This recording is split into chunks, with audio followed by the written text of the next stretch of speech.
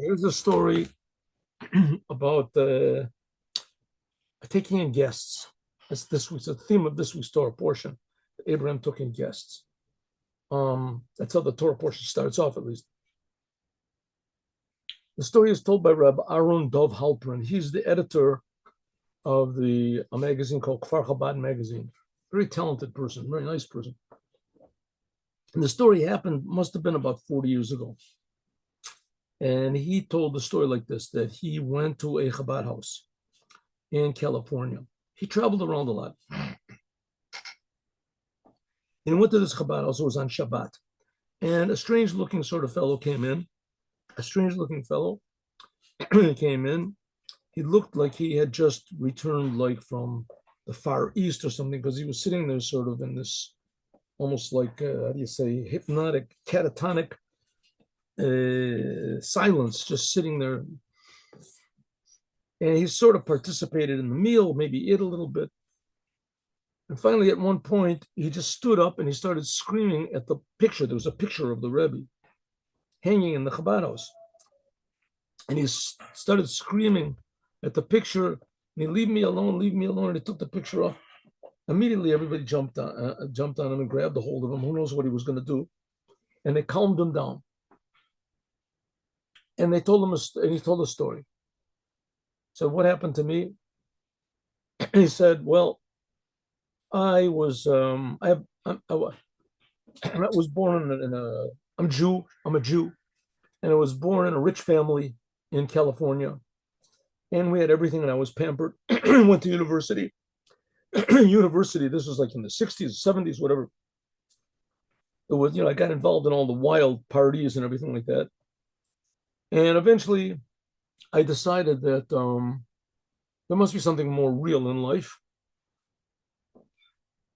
And I got into these drugs, that there were these psychedelic drugs and things like that. And finally I thought to myself, what am I wasting my time on all these ridiculous pleasures and parties and things like that? And I got into meditation, and I went to India. And in the mountains, whatever, and I found myself. That was it for me. I got into meditation. I left everything in the world, the past, the present, the future, my parents, my plans. I was just one with, how do you say, reality. But then suddenly I got this tremendous desire, this tremendous longing to go home. I was there for 2 years, and I was really making tremendous progress. But suddenly these thoughts popped into my mind. I really want to go home. And I tried to put them out of my mind. I tried to just change my mind to something else. Because it's very common, you sit there doing nothing, you get strange thoughts. So there was all these techniques that you used to think about other things, and, mantras and tantras and all this stuff. Nothing worked. And suddenly I just started a tremendous longing. I had to come home. I had to go home. I called up my father. He was very happy. I said, buy me a ticket. And I went to the airport in India, and I flew home.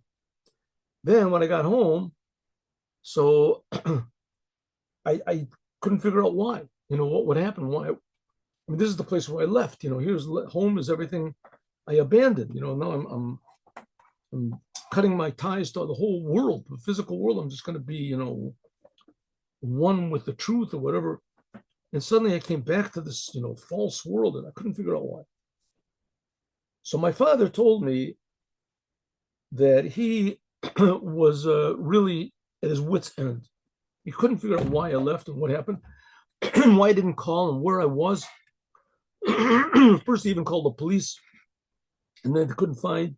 And then some of my friends, I guess they told him that I went to India, whatever it is. And so he didn't. So someone told him that he should go to the Rebbe, Lubavitcher Rebbe. He should go to the Lubavitcher Rebbe. And that the Lubavitcher Rebbe gives out dollars every Sunday. And he gives out dollar bills to people to encourage them to give charity. The idea is that you receive $1 from the Rebbe, and either you give that dollar or you exchange it. What most people do, they exchange it. And they give another $1. But it's the idea to give, because some people go through life and they don't give charity. So they give. And when people went by the Rebbe, so the Rebbe would give them blessings. There was thousands of people that were standing there. And sometimes he would give advice.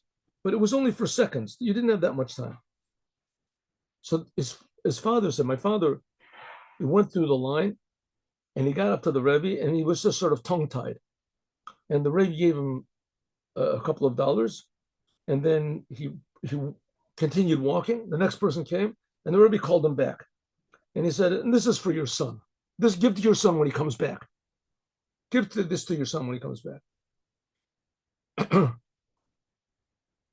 And my father, I came back home, and my father told me the whole story, and he gave me the dollar.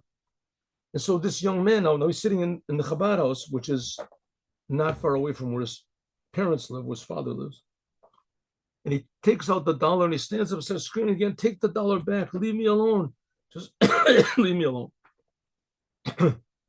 So I guess the boy calmed down, whatever it was, and that was the end of the story. He didn't, Rabbi Aaron Halpern, that's the story that he heard, how the Rebbe, they checked when was the time that the boy had these ideas that he wants to go home, was the time when the Rebbe gave the blessing. When he gave that dollar, that's when this ideas popped into his mind.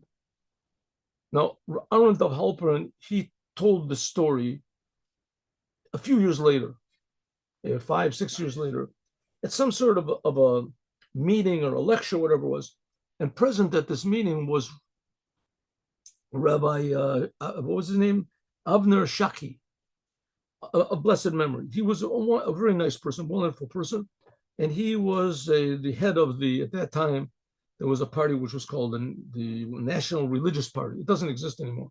It's all broken up. But anyway, and he was very close to the Rebbe. And nobody in his party liked that.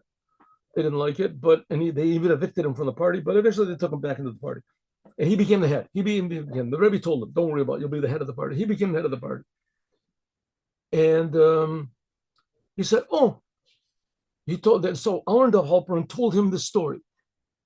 And Rabbi, actually, it was a rabbi, Rabbi Shaki, Amner Shaki. So he said, now I got a story to tell you.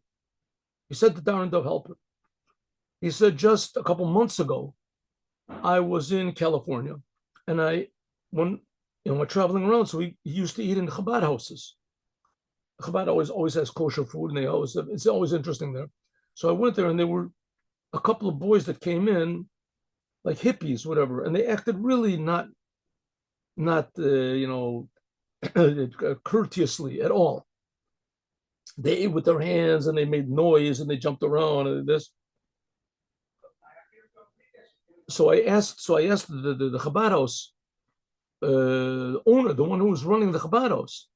I said to him, listen, why can't you do something with these boys? I mean, they're uprooted, they're disturbing the whole entire meal. The entire thing that doesn't seem that they're really receiving very much from the place. And the Chabad house, the one who ran, the manager, he said, listen, a few years ago I was just like that. And he told me the same story that you just told. He was that boy that was in India. He was the boy that the Rebbe saved with the dollar. He was the one that pulled the picture off of the wall, and then he calmed down and he started learning Judaism, and he became the Chabad Shliach in that place. Have a good day with Mashiach now. See you all tomorrow at 8 in the morning, God willing.